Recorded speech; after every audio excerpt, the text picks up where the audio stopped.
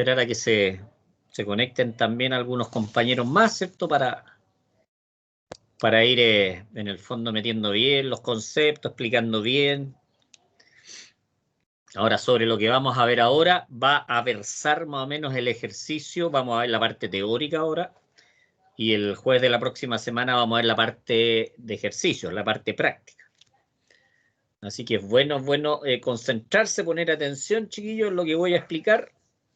Toda esta materia yo se las mandé ya. Así que ojalá que quede lo mejor explicado posible, ¿cierto? Gran parte de la comprensión tiene que ver con la explicación. Pues si la explicación está mal hecha, obviamente la comprensión o el nivel de comprensión baja. Por lo tanto, espero ser lo más explícito posible, lo más claro. Profesor, yo a las 8:30 tengo otro ramo, pero igual lo había comunicado. Sí, Ya, me voy a desconectar. Justo no hay me choca, problema, los jueves me choca este ramo con análisis de circuito. De acuerdo. Así no hay que problema. No hay problema. eso. Igual te queda la grabación, pues Miguel, tú sabes, pues, Sí, así que después sí, cualquier después. cosita la revisáis, así que no hay drama. Sí, ya hablo sobre eso. Ese es un niñito que vive en la casa del lado. Que de repente se pone a gritar el chiquitito. Y no puedo cerrar la ventana, porque el calor que hace todavía es medio desagradable. Ya, pues vamos a entrar en materia, chiquillos. Voy a entrar a explicar entonces la clase, la guía número 2. A ver, vamos a compartir acá la pantalla.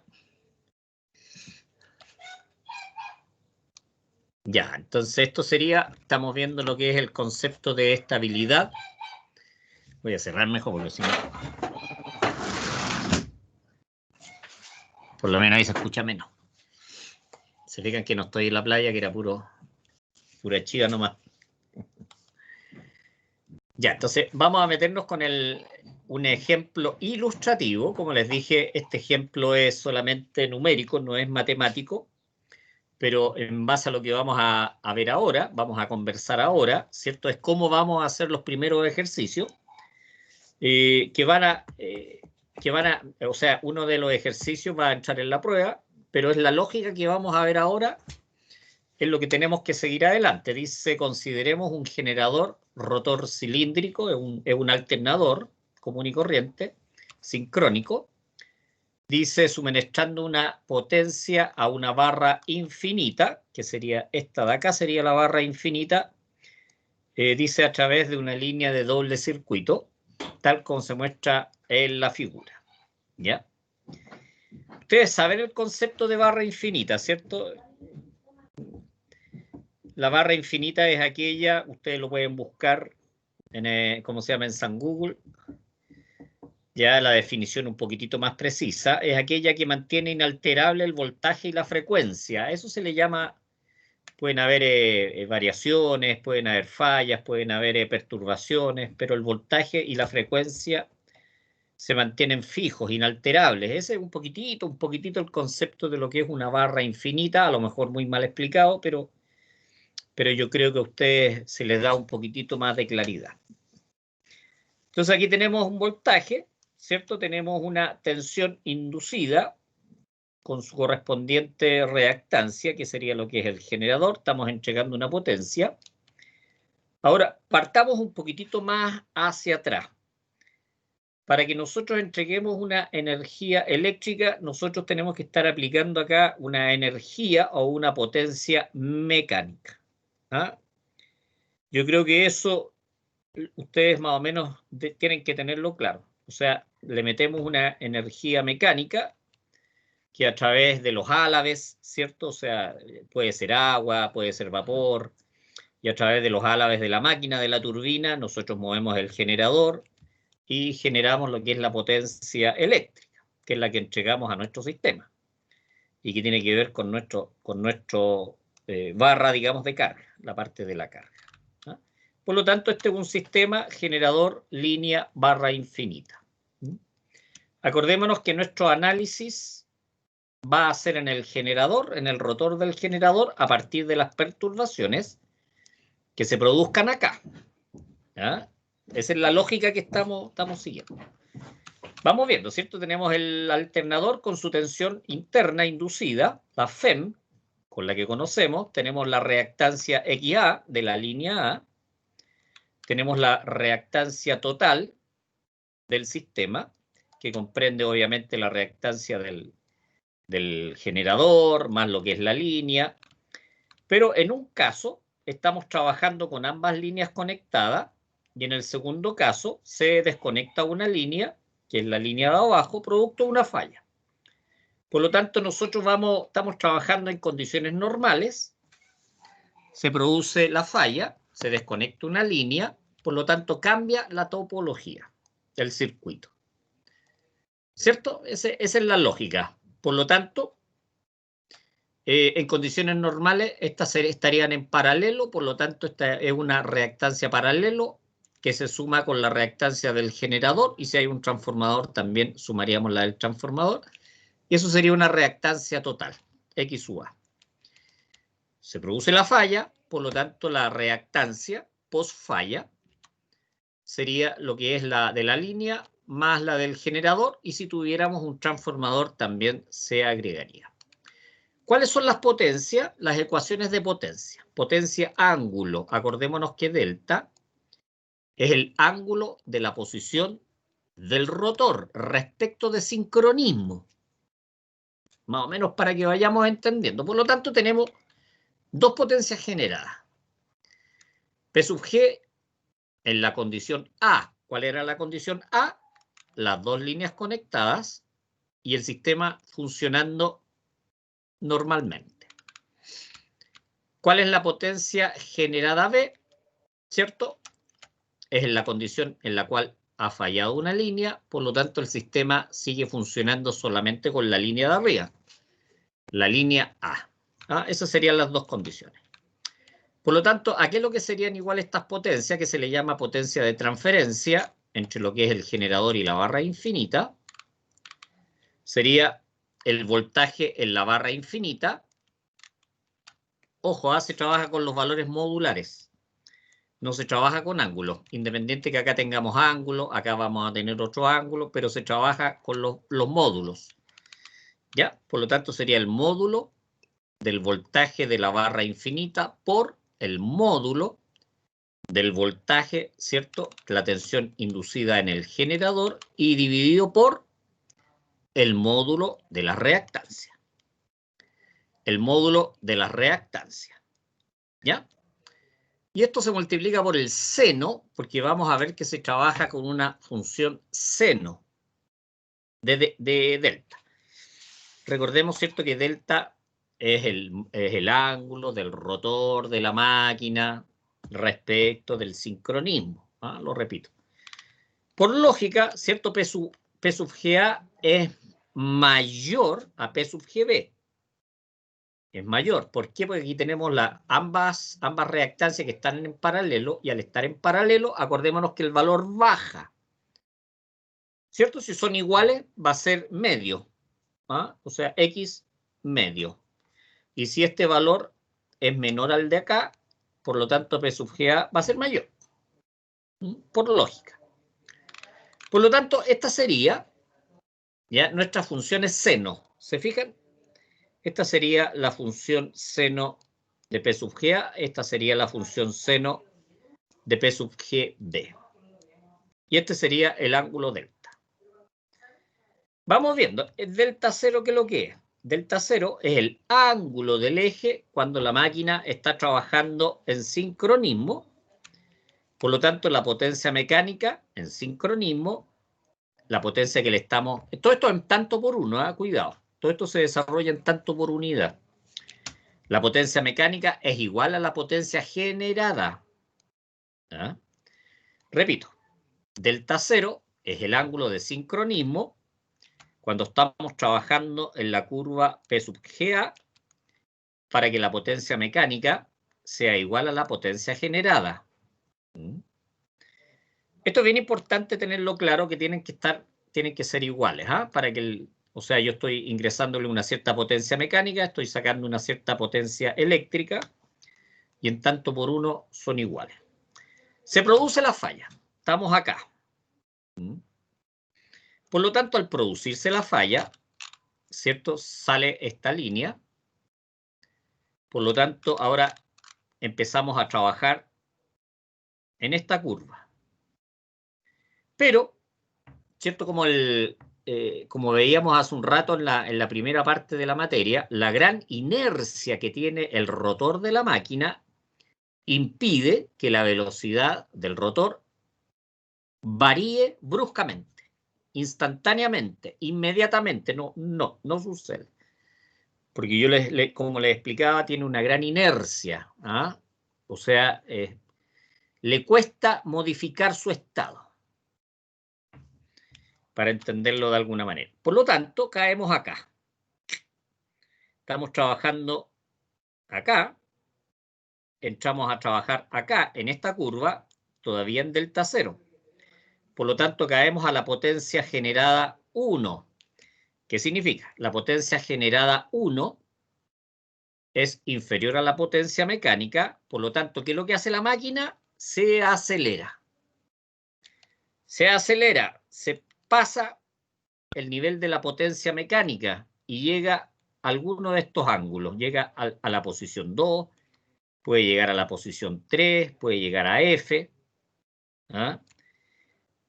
Ya. Supongamos que llegamos acá a la posición A3, ¿cierto? O sea, en la posición A3, en el eje de la máquina, llegamos a un ángulo del rotor delta 3. Como el ángulo, perdón, como la potencia generada P3 es mayor a la potencia mecánica, ¿qué es lo que hace la máquina? Se desacelera. Y esas son las oscilaciones. Eso quiere decir que sobre la línea ya de la potencia mecánica, el eje va cambiando su ángulo, va cambiando su potencia, acelerándose y desacelerándose, acelerándose y desacelerándose hasta que llega a un punto de estabilidad que sería acá. O sea, llegaríamos a delta 1. En delta 1, la máquina nuevamente estaría en sincronismo. ¿Por qué? Porque la potencia mecánica sería igual a la potencia generada. ¿Ah? Se estabilizó. ¿Cuándo sale de sincronismo la máquina? ¿Cuándo pierde la estabilidad? Supongamos que tenemos un movimiento tan fuerte, tenemos una, ¿cómo se llama? Una perturbación tan grande que cae, ¿cierto? A la curva 2 o la curva B en este caso y se acelera, se acelera, se acelera. Llegamos a F o pasamos de F. Este punto F sería pi o 180 grados, ¿cierto? Pi es 3,1415,926,54. Ustedes ahí lo pueden ver en la calculadora. Bueno, este sería pi menos delta 1. A esto se le llama el límite de estabilidad. ¿Qué pasa con el rotor? Si nos pasamos, si llegamos a este punto F o nos pasamos, es una aceleración sin retorno. Eso quiere decir, el eje de la máquina se embala. El eje de la máquina se embala. Por lo tanto, la máquina sale absolutamente de sincronismo. Mientras se mantenga el delta, se mantenga en un valor inferior a F, la máquina todavía va a estar funcionando dentro de lo que es la estabilidad. Dentro de lo que es la estabilidad. Y se va a normalizar aquí en el punto A1 para una cierta potencia generada igual a una potencia mecánica. ¿Se fijan? Eso quiere decir, voy a reexplicar un par de conceptos. Delta cero, ¿cierto? Sería el ángulo de la máquina. Cuando la máquina está trabajando en sincronismo, está trabajando en P sub GA. Aquí tenemos la potencia mecánica que igual a la potencia generada. Se produce la falla debido a que la inercia del rotor es muy grande. cae acá, pero no varía el ángulo. P1, la potencia generada acá, en este punto, es inferior a la potencia mecánica. Por lo tanto, ¿qué es lo que hace? Se acelera. Se acelera. Eso quiere decir, va a cambiar el ángulo, ¿cierto? El ángulo del eje. ¿Ah? Se acelera, se acelera. Va a llegar a un cierto nivel, se empieza a desacelerar. Se acelera, se desacelera. Se acelera hasta que llega al punto de equilibrio que sería A1. ¿Ah? Por lo tanto, estaría trabajando en esta nueva curva, pero en este punto sería el nuevo ángulo del rotor delta 1 de estabilidad. Ahora, si fue muy brusco el movimiento del eje, se aceleró, llegó a F o se pasó de F, la máquina sale de estabilidad. Nuestro sistema sale de estabilidad, pierde el sincronismo, por lo tanto hay que sacar la máquina rápidamente. ¿Ya? O si no, me va a generar una caída en cascada del sistema. Este F sería pi menos delta 1. Por lo tanto, si conocemos delta 1, podemos conocer este ángulo. ¿Ah? Ahí están radianes, ¿cierto? También lo podemos trabajar en grados. Si es en grados, esto serían 180 grados. Pi es el equivalente a 180 grados. Esto serían 90 grados. Y eso es más o menos lo que está explicando acá. Espero haber sido lo más claro posible, chiquillos. Porque todo eso está explicado acá. Hay que tener muy, muy claro que cuando la potencia mecánica es mayor a la potencia generada, la máquina se acelera. Cuando la potencia mecánica es inferior a la potencia generada, la máquina se desacelera. ¿Ah? Es lo mismo que cuando ocurre con los motores. Si a los motores le ponemos mucha carga, ¿qué va a pasar con el motor? Se va a chupar. Si le ponemos poca carga, muy poca carga, la máquina va a tender a acelerarse el motor. Es lo que ocurre más o menos acá. Si la potencia generada es mayor a la potencia mecánica, se desacelera. Si la potencia generada es inferior a la potencia mecánica, se acelera. Espero haber sido más o menos claro. Bueno, todo esto está explicado acá. Ustedes lo pueden, yo prefería explicarlo directamente en lo que es el gráfico. Y ahí está explicando ya qué es lo que pasa con el ángulo, ¿cierto? Acordémonos que ese se llama límite de estabilidad transiente. F, pi menos delta 1, límite de estabilidad transiente, límite de estabilidad transiente en este punto. En este punto. Ya. Entonces aquí hay una figurita, ¿cierto? Que grafica en el tiempo qué es lo que pasa con el ángulo delta. Estamos en delta 0, se produce la falla, ¡pum! Empezamos a pendulear, empezamos a oscilar, ¿cierto? En función de delta 1, hasta que se estabiliza en delta 1. Eso, sistema estable. Ya, se produce la falla, ¡pum! Nos pasamos del límite o es igual o mayor al límite de estabilidad transitoria, inestable. Pérdida de sincronismo, pérdida de sincronismo. Eso es más o menos lo que ocurre en el eje de la máquina. No sé si hay algo más. Ya sí, porque aquí hay un trabajo en clase que es para que ustedes lo puedan desarrollar, ¿cierto? Y la próxima semana, el jueves de la próxima semana, vamos a hacer ejercicio. En base a esto, ¿cierto? Vamos a conocer los valores de X, de las líneas, del generador, vamos a conocer los valores de voltaje, y nosotros vamos a construir estas ecuaciones y vamos a construir estas curvas. Vamos a obtener este valor en grado, vamos a obtener el delta 0, el delta 1 en grado, ¿ya? Y ahí vamos a hacer algunos ejercicios y en base a eso hacer la prueba, en base a esto. Por eso es importante entender la lógica de esta gráfica, que también les voy a pedir que ustedes dibujen la gráfica y también poder dar solución a estas ecuaciones que son las ecuaciones de transferencia de potencia, ¿ya? No sé si hay alguna consulta, chiquillos, sobre lo que les acabo de explicar. Yo sé que hay que madurarlo, yo les recomiendo ver un par de veces más el video hasta que lo puedan entender, porque eso les va a facilitar mucho lo que es la comprensión de la parte matemática que vamos a tener que hacer.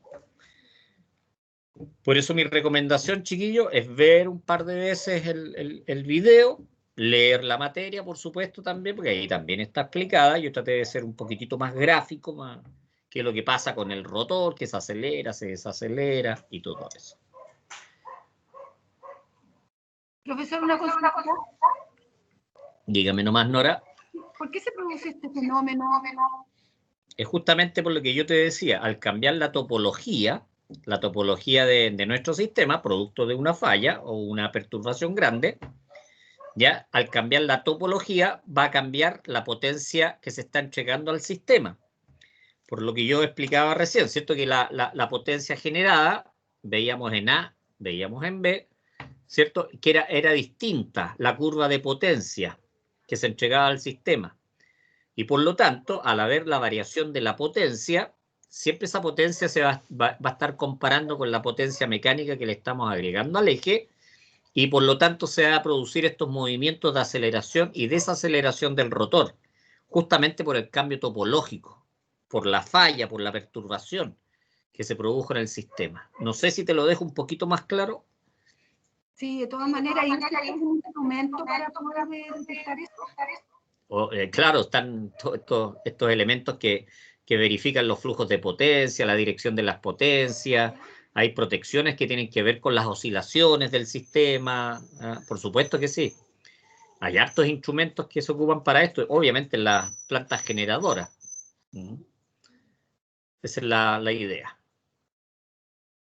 Ahora, cuando la máquina ya se acelera mucho, como les explicaba, ¿qué es lo que hacen las protecciones? Sacan la máquina, la tienen que sacar. La tienen que sacar porque sale de sincronismo y eso me va a generar una pérdida en escala del sistema, lamentablemente. No sé si ha quedado claro, chiquillos, la explicación, para que la próxima semana ya le metamos numeral, le metamos matemática a la cosa. Y hagamos harto ejercicio, ¿eh? Por lo menos unos 2 o 3, ¿ya? Por lo menos unos 2 o 3 ejercicios, y de ahí, obviamente, ya nos estaría quedando la prueba nomás. ¿Ah? ¿Otra consulta, chiquillos? ¿Alguna otra pregunta?